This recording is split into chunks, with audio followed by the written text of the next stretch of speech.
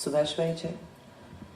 સૌથી પહેલા તો એ કહેવું જોઈએ કે આ હોલ બહુ જ સુંદર રીતે મેન્ટેન થતો રહ્યો છે. HK હોલ આજથી થોડાક જ વખત પહેલાં જેણે જોયો હોય એને સમજાય કે આ હોલ કેટલો સુંદર અને કેટલો વેલ મેન્ટેન્ડ હવે થઈ ગયો છે. અમે આવતાની સાથે તુષારભાઈ સાથે વાત કરી કે એકોસ્ટિકથી શરૂ કરીને બધું જ બહુ સરસ થઈ ગયું છે. એટલે સુભાષભાઈ અહીંયા છે તો ખાસ એ તો કહેવું જ રહ્યું.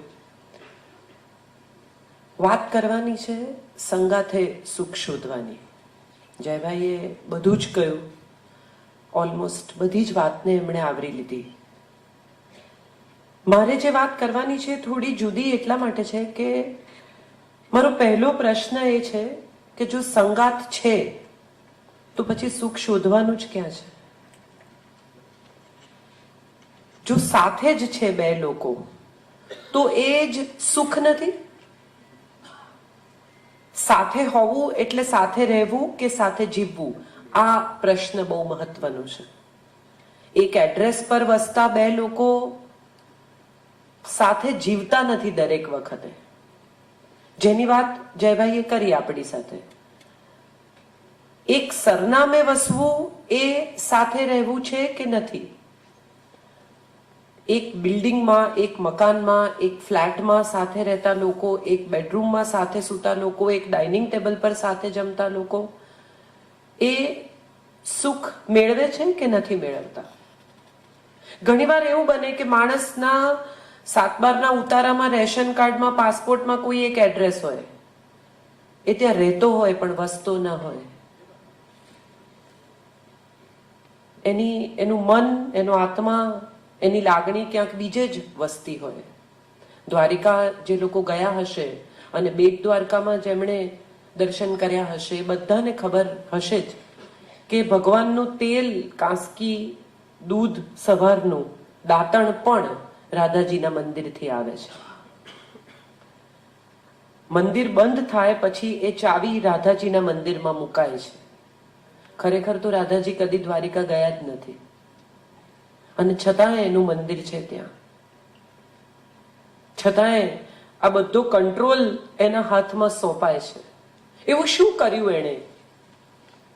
એવી કઈ જગ્યાએ એ પહોંચી ગઈ કે જેની 8 પટરાણીઓ હતી એનો કંટ્રોલ આ એક એવી સ્ત્રીના હાથમાં હતો જે એની પત્ની નહોતી? ત્યારે મને સમજાય છે કે એણે કશું જ માગ્યું નહીં એટલે એને બધું મળ્યું. આપણું યુદ્ધ, આપણી લડાઈ, આપણો ઝઘડો જે હોય છે ને એ માગણીમાંથી શરૂ થાય છે. લાગણી સાઈડમાં મુકાઈ જાય છે. હમણાં એક બહુ મજાનો જોક મેં વાંચ્યો કે એક પત્નીએ એના પતિને કહ્યું કે તમે લગ્ન પહેલા તો મને કેટલી બધી ભેટો આપતા હતા, હવે કંઈ આપતા નથી. કોઈ ગિફ્ટ જ તમે મને આટલા વખતથી આપતા નથી. એટલે પતિએ કહ્યું કે માછલી એકવાર કાંટામાં આવી જાય ને પછી કોઈ એને ચારો નાખે? એ તો ત્યાં સુધી જ નાખી રાખવાનો. એટલે પત્નીએ કહ્યું કે પણ હું તો એક્વેરિયમની માછલી છું, રોજ ખવડાવવું જ પડે મન તો. આ એક્વેરિયમની માછલી હમણાં એમણે ઓળખાણ આપી મારી: સ્વતંત્ર, સ્પષ્ટ, ધારદાર. આ 3 આમ જોવા જાવ ને તો સારી પત્નીના અવગુણ છે,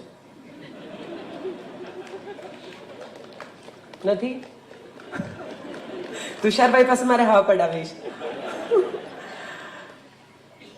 એક સારી પત્ની હોય ને એને સ્વતંત્ર ન હોવું જોઈએ, સ્પષ્ટ કઈ હદે હોવું જોઈએ એ પતિ રજા આપે ત્યાં સુધી, અને ધારદાર તો હોવાનો સવાલ આવતો જ નથી. એ તો સિલેબસમાં જ નથી, બીજી ભાષાનો શબ્દ છે. મારે વાત જે કરવી છે એ સ્ત્રી સ્વાતંત્ર્યની નથી કરવી. સ્ત્રીની સ્વતંત્રતા એ આપણા દેશમાં સદીઓથી સ્વીકારાયેલું તત્વ છે. પતિ કમાઈને લાવે અને પત્નીના હાથમાં મૂકે, આ આપણા દેશની પરંપરા રહી છે.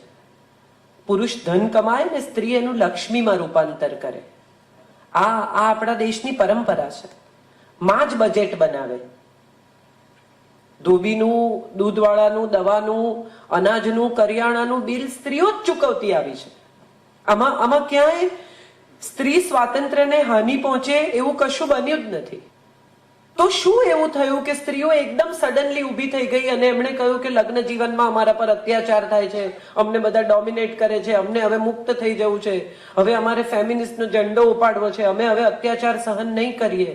એવું શું બની ગયું કે જે લગ્ન જીવનને અચાનક કોઈ તકલીફમાં, દુઃખમાં, સમસ્યામાં મૂકી ગયું અને હવે એક આખો એવો પવન શરૂ થયો છે કે બધા એમ માને છે કે સ્ત્રી લગ્ન જીવનમાં દુઃખી છે. બિચારી, વોટ હેપન્ડ? એકચ્યુઅલી દુનિયાની દરેક સ્ત્રીને સવારે દૂધ લેવાથી શરૂ કરી અને સાંજે દૂધ મેળવવા સુધીની પ્રવૃત્તિ કરવામાં મજા જ આવે છે. કોઈ સ્ત્રી ભાગ્ય જેવી હોય કે જે એમ કે મને તો રસોડું જોઈને જ કંટાળો આવે. ના, એને મજા જ આવે. મહારાજ રાખે, બે બાઈઓ એને તો પણ એ જઈને કે આમ નહીં, આમ કરવાનું. કારણ કે એનો રસ છે, એના પરિવારમાં, એના હાથમાં રસ છે. નાનકડું કામ પણ કરતી હોય ને તેમાં સર્જન છે. એના બાળકના માથામાં તેલ નાખતી હોય ને તો એમાં પણ કળા છે. એ દાળ વઘારે ને એમાં પણ ક્યાંક એની ઉષ્મા છે, એનો પ્રેમ છે. તો આ સ્વાદ બને છે, તો આ વસ્તુ બને છે, તો આવી રીતે પરિવાર સચવાય છે. પપ્પાજી કાંદા નહીં ખાય અને ભાઈની રોટલી પાતળી કરવાની ને કોરી રાખવાની અને દીકરો પરાઠા ખાશે, આવું એને ખબર હોય છે. અને કોઈ દિવસ એને આ કરવાનો ભાર જ નથી લાગતો. સમસ્યા શરૂ ત્યાંથી થાય છે જ્યાં દાળ સરસ બની હોય, એને પોતે પણ એક ચમચી ચાખી હોય અને પછી પતિ જમવા બેસે ત્યારે બાજુમાં ઊભી રહીને કે દાળ કેવી બની છે? ત્યારે મોબાઈલ જોતો પતિ કે છાપું વાંચતો પતિ એવું કે સારી. એની અપેક્ષા ફક્ત એટલી છે કે એના તરફ જોવામાં આવે, એની આંખમાં આંખ નાખવામાં આવે અને એને એવું કહેવામાં આવે કે તારા જેવી દાળ બીજું કોઈ નથી બનાવતું. બસ આનાથી વધારે ખરેખર સ્ત્રીની કોઈ અપેક્ષા જ નથી લગ્ન જીવનમાં. સાંજ પડે પતિ ઘરે આવે અને એનું મોઢું ચઢેલું હોય તો પતિ ખાલી એટલું પૂછે કે કેમ, શું થયું, તું બાઈ નહોતી આવી? એમાં તો વેલેન્ટાઇન ડે ઉજવાઈ જાય. ઘેર પાછા ફરતા પતિને જો ગજરો યાદ આવે અથવા સિગ્નલ પર બાઈ આવે ને છૂટા ન હોય, છાપું ખરીદ્યા પછી ને ગજરો ખરીદી લે જસ્ટ ઇન કેસ અને લઈ આવીને એના હાથમાં મૂકે ને તો એને એમ થાય કે લગ્ન જીવનના 25 વર્ષમાં મેં તો કોઈ તકલીફ સહન કરી જ નથી. પતિના શર્ટમાં, પહેરેલા શર્ટમાં બટન ટાંકીને દોરો તોડવામાં જે રોમાન્સ છે ને, એ સ્વિટ્ઝરલેન્ડના પહાડો પર બી નથી. અને આ બધું જ એક હિન્દુસ્તાની, એક ગુજરાતી સ્ત્રીને માટે શ્વાસ છે, પ્રાણવાયુ છે. આપણે ધીરે ધીરે આ પ્રાણવાયુ બંધ કરતા ગયા. કેટલા સુંદર રોમેન્ટિક ગીતો પતિ પત્નીના દાંપત્ય જીવન પર લખાતા રહ્યા. કેવારે મળેલા મનના મેળ, નભજુક્યું તે કાંજી, અમેરે સુકારુનું પૂમડું, તમે રંગીલા અત્તર રસદાર. કેટલા સુંદર. તમે રે ઉંચેરા ગઢના ટોડલા, અમે લજવાતી પાછલી રવેશ. ગુજરાતી પત્નીઓની ફરિયાદ શું છે તો કે મારા પતિ રોમેન્ટિક નથી, તમારા ભાઈએ મને કોઈ દિવસ આઈ લવ યુ નથી કહ્યું. ત્યારે હું ઘણીવાર ગુજરાતી પત્નીઓને કહું છું કે અત્તર છે ને એની તો નાનકડી શીશી જ હોય, અથાણાની બરણીઓ હોય. નક્કી કરો, અત્તર ચોપડીને બહાર જવું છે કે અથાણું? જયભાઈએ બરાબર કહ્યું કે અથાણું, આ હીરાનો હાર રોજ ન કઢાય, કદી કદી જ કઢાય. દરરોજ આવીને પતિ આઈ લવ યુ કે તો એની પણ આદત પડતી જાય. પ્રેમ આદત નથી, પ્રેમ ઇબાદત છે. રોજ તમે 10 વાગે જમી લો, એવી રીતે તમે બહાર નીકળતી વખતે 11:30 આઈ લવ યુ કહેવા માંડો ને તો એનો કોઈ મતલબ નથી રહેતો. આ ઉગવું જોઈએ આપોઆપ, પગડાના ફૂલની જેમ. મારું એક પ્લે હતું પરફેક્ટ હસબન્ડ. એમાં પત્ની કમ્પ્યુટર પર હસબન્ડ ઓર્ડર કરે છે. એમાં એના રિક્વાયરમેન્ટ, કન્ફિગરેશન લખે છે કે એટીએમ ચાલવું જોઈએ, 4 ચેનલ હોવી જોઈએ, દર કલાકે મને આઈ લવ યુ કહેવું જોઈએ અને મારી મમ્મી સાથે હું ફોન પર વાત કરતી હોઉં ને ત્યારે મને ડિસ્ટર્બ નહીં કરવાની. આવું એ કન્ફિગરેશન નાખે છે. પછી રસોડામાં આગ લાગે છે. એ એની મમ્મી સાથે વાત કરે છે. કમ્પ્યુટરને તો જેમ કહ્યું છે એમ જ કરશે. એટલે આગ લાગે છે, રસોડું બળી જાય છે, પેલો ત્યાં ઊભો છે. એટલે પેલી આવીને કહે છે કે તમે મને કહ્યું નહીં એમ. એટલે કે છે ડેટામાં નથી. આપણે માણસ સાથે ડીલ કરવું છે કે મશીન સાથે, એ પણ આપણે નક્કી કરવાનું છે. લગ્ન જીવન એ મશીન સાથે ડીલ કરવાનું નામ નથી. અને જો માણસ સાથે ડીલ કરીશું તો એના ઉપર મોસમની જેમ મિજાજની પણ અસર થશે. સવારથી બહાર ગયેલો માણસ સાંજે કોઈ દિવસ ઘરે આવે, આપણને એમ લાગે કે હું તો શું મેં રસોઈ કરી છે, પણ બને કે એને રસોઈનો સ્વાદ જ ના આવે. મારી દાળના વખાણ ન કર્યા પણ એને એ વખતે એમાં મીઠું નહીં હોય તો એ ખબર નહીં પડે, એટલું બધું સ્ટ્રેસ હોય એવું બને. બે જણા એકબીજા સાથે જીવતા હોય ત્યારે બહારની દુનિયા અને ઘરની દુનિયા, આવી બે દુનિયા હવેના સમયમાં છૂટી પડતી જાય છે.